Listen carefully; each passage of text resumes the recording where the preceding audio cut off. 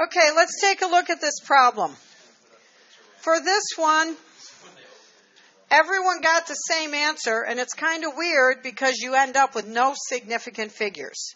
So we know that our standard cell potential, negative 0.46 volts, is equal to 0.0592 divided by 2 moles of electrons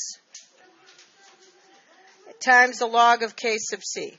So when we plug this in, we get rearranging the log of K sub C is equal to negative 16.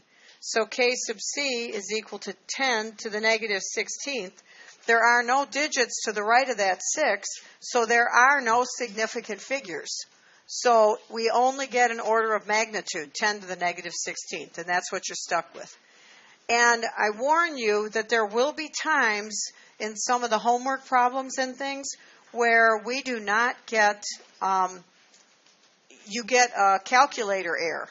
It'll say overload.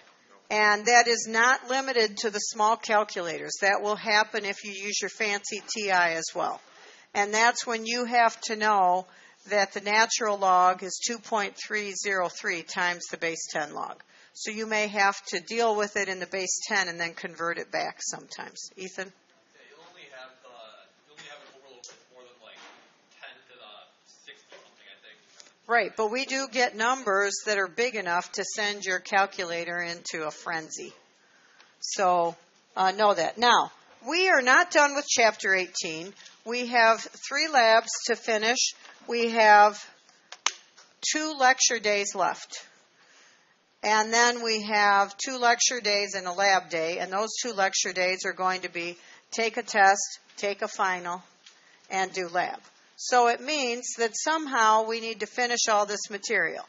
You can finish it on your own because you don't like to go to the testing center, you don't like to come on Saturdays, and you don't like to watch videos. So one option is you just study it on your own. Well, that's one option. The other option is we try and get a little bit of lecture in before lab tomorrow to try and finish Chapter 18. And the third option is you will watch videos. The fourth option is you will go to the testing center and take a test if we end up lecturing in class. Eric, those are the options. Would you consider dropping one of the labs to make more lecture? No. I cannot drop one of the labs because this is a lab credit class. And because you're getting lab credit, we have to do a certain amount of lab credit hours. So, yes, I would consider it, but it's not an option for meeting the objectives of the course. So that's not an option.